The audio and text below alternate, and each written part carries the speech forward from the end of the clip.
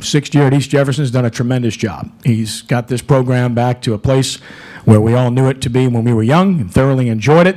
And now they're in a position where they're undefeated after whipping South Terrebonne 41-7 this past Friday night.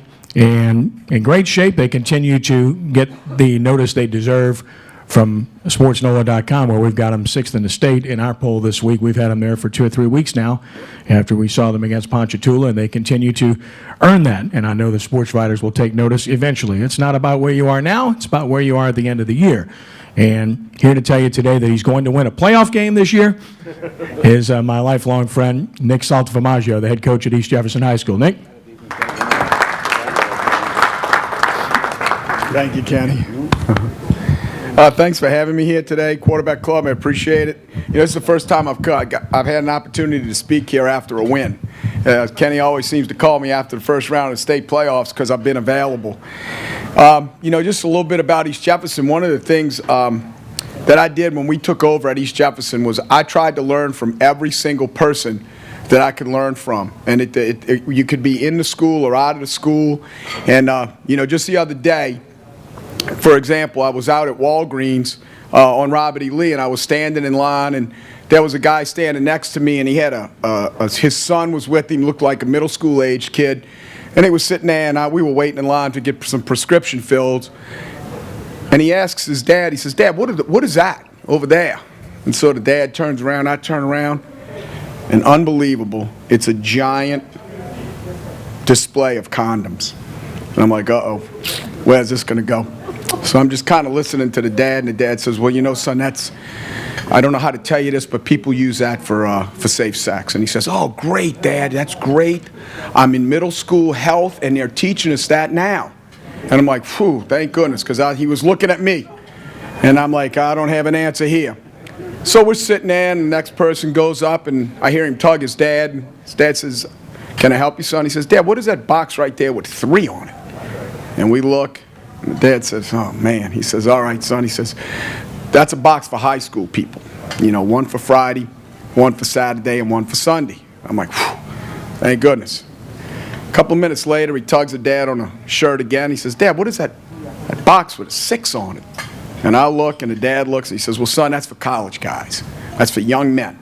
2 for Saturday, 2 for Sunday, 2 for Friday." I'm like, okay. A couple minutes go by, I'm ready to go. I'm next in line. Grabs the dad again. He says, "Dad, what is that box with 12? And the dad looks at him proudly and he says, "Son, that's for married men. 1 for January, 1 for February, 1 for March." So I learned from that, and I thought, you know what, this could have been an awkward situation, but this dad handled it with great care and concern.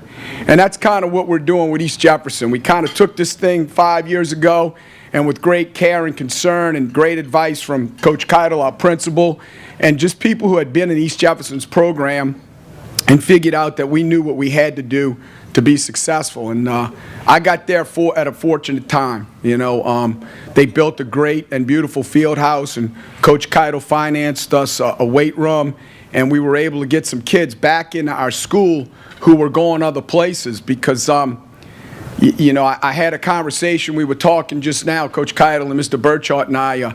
We had a coach from UL Monroe in my office on Friday, and he was looking at a couple of our kids. And, you know, I said, "Coach, over the last 34 ball games, we're 27-7. And we can't get one kid in college. Not one." I said, "Now, I'm not going to get a pay raise because I know that I'm not that good of a football coach. But the fact of the matter is we have players in our program now that we've never had before, or at least in my tenure there. We're very young offensively. Our quarterback is a 3-year starter. He's only a junior. And our fullback is only a junior as well, and he's a 2-year starter. And then one of our slots is a junior, and he's been a 2-year starter. And those 3 guys have accumulated in 4 football games almost 1,600 yards rushing and 24 touchdowns. And then on the defensive side of the ball, we only start 3 seniors, and those guys have only allowed 2 touchdowns in 4 games. So we feel like we have football players in our program, but also we have an atmosphere in our school that, you know, it's kind of a throwback to the days of old high school football where the kids will walk the hallway and they'll say, "Man, Coach, good game on Friday night. Coach, you know, we had to travel to Homer, but we went down there and we had a very nice crowd and we were excited to be down there. And those are the things I think that makes East Jefferson High School unique. The success just really comes from hard work. More than anything else, people say all the time, I know Kenny's asked me and some other people have said, how did you do this? How did East Jefferson get to be where it is now? Because when we took over, I was telling the people from Tulane, when we took over, my first year, we went 1-8. We beat a team by 1 point that went 0-10. And just to think that here we are now, we're ranked in the state. You know, our kids are very humble. They understand that every day is another day that they have to work hard. And that's just been the key for us all along, is just hard work and preparation to detail and just being very, very committed to the weight room. Our weight program is the most important thing that we have. And we have kids who are very disciplined and they have a demanding schedule and they follow that schedule to the letter of the law. And we have very few problems outside. So when you add all of that up, dedicated players, dedicated administration, a great student body, and kids who understand that, you know, it's not just about being physically disciplined, but being mentally disciplined in the classroom, in the community, and then on the football field. And all those things have kind of equal to the success that we're having right now. But, you know, we play Thursday at 3:30 against Warren Easton. It's our district opener. Warren Easton has 3 guys who are already committed, one to Tulane, one to Texas A&M, one to UL Monroe. So we're going to be outmanned again, and we'll just hope that we can show up and get our record to 5-0. It'll be the first time since Coach Keitel was a player there in the late 60s that East Jefferson High School will have been 5-0. And we're just excited about the direction we're going, and I do believe this is the year, you know, that we'll break that jinx. The last time East Jefferson has won a state playoff game was when Mike Miley was a quarterback, and that was in 1971. And I do think we have the opportunity to do that. And I kid our quarterback all the time, Eugene Wells. I said, Eugene, 25 years from now, those kids will be playing at Eugene Wells Playground. And hopefully we're headed and continue to head in the right direction. But again, thank you for having me. Questions for Nick? Yes, sir. What district are you in? Who are some of the teams you play? Our district is ourselves, St. Augustine, Holy Cross, Warren Easton, Riverdale, and Ben Franklin. But Ben Franklin doesn't play for district honors. So you never want to put one before the other. But this game for us is a very, very big football game, because I think the next 2 after that, we're in a little bit better shape than the 2 teams we're going to play, Riverdale and Ellender. And it will give us an opportunity to go into the St. Augustine game undefeated. And, you know, last year we played St. Augustine at Pan American, and our kids were a little overwhelmed by the atmosphere. And when St. Augustine's band cranked up, a lot of our kids were ready to go home. But I don't think the atmosphere will overwhelm them this year. You know, we've played some very good football teams, and we've beaten teams that go out the next week and win football games. So our power points are very, very high. I mean, according to the LHSAA, if the playoffs were to start today, which they don't, we would be the #1 seed in 4A. And we'd be playing Peabody Magnet. And that would be great for our kids, because they don't like magnet schools. You know, I kind of don't talk very good about the magnet schools. I'm a traditional public high school kind of guy. So when they'd see Peabody Magnet, they'd think, well, you know, these guys are going to come down here with chess and checkerboards, and we're going to wax them. So, you know, we're in good shape right now. Anything else? Yes, sir. Hey, Coach, you know, it's an age-old question that's asked at every level, playground, high school, college, professionally. What comes first, winning or confidence or success? How do you convince kids that are 1-8 that they can do it without having done it before? It was easy for me. It's all in the weight room. You know, my first year there, I would take those losses a whole lot more personally than the kids did, but I would drive them in the weight room, you know, and we would do crazy things in the weight room. Like I would make, after 6 or 8 weeks of lifting, I'd make the kids take their shirts off and flex. And then we had a fashion show where the kids got dressed up in tuxedos, and after they wore tuxedos, they went walking down the aisle in front of the student body with their bodies all oiled up like they were bodybuilders. You know, I just think if you can build personal confidence in yourself, and again, I'm a weight room guy. I know in high school I was a wrestler, you know, and you know, to me, there's no more difficult sport than wrestling. I mean, I just think that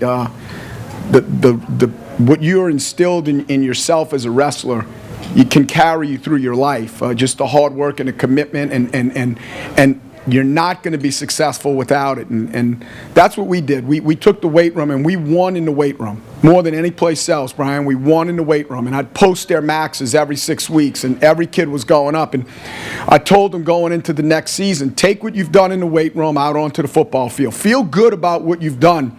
Don't look about where, you know, look back at where you are. Feel good about where you are today and let it carry over. And we opened up my second season there against Bonneville.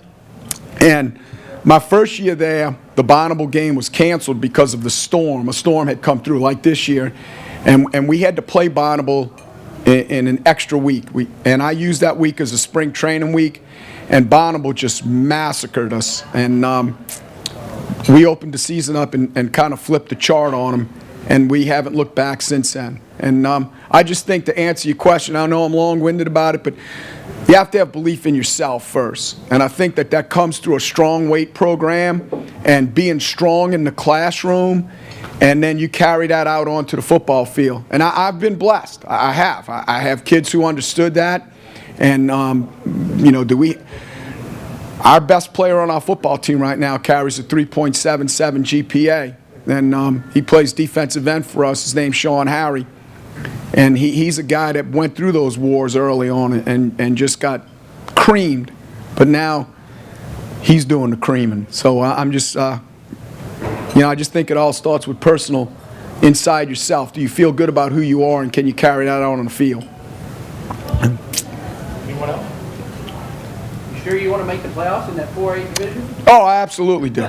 We'll take all, you know, we'll take all comers. I know it's a difficult classification. I think it's the deepest in the state, don't you? Absolutely is. We're teetering right now. As a matter of fact, our numbers went into the state this year as to what are we going to be, 5A or 4A. And, you know, for me, if you look at 4A in the city of New Orleans, there's us, there's St. Augustine, there's Old Perry Walker, there's Carr, there's Salmon, there's Franklinton, there's Lutcher. You know, the team we went and played last Friday night, Saltaformaggio, now they're struggling a little bit this year, but they have a ring. You know, they know what it's like to get to that Superdome. And, you know, I just think that we're in a position right now where if we can continue to believe in what we're doing and beat people that are beating these people, then we can look at week 11 and say, you know what, we've won these games already. We've beaten people who have beaten the team you're playing Friday night. And athletically, we're better off than we've ever been. You know, we're the best kept secret. I know Kenny's publication's done a good job for us, but I'll say this publicly: our running back, and this is if our fullback was in a one-back offense like St. Augustine, Herb saw him play. If our fullback was in a one-back offense like St. Augustine, or was in an zone I football team, our fullback would have 1,600 yards and 35 touchdowns. But we're a flex-bone team. We spread the ball around. So he doesn't get those kind of numbers. But he is a big, fast, mean, physical kid. And they're feeling good about themselves. So. Good luck to you. Thank you. Thank you, Kenny. All right, Nick, thank you.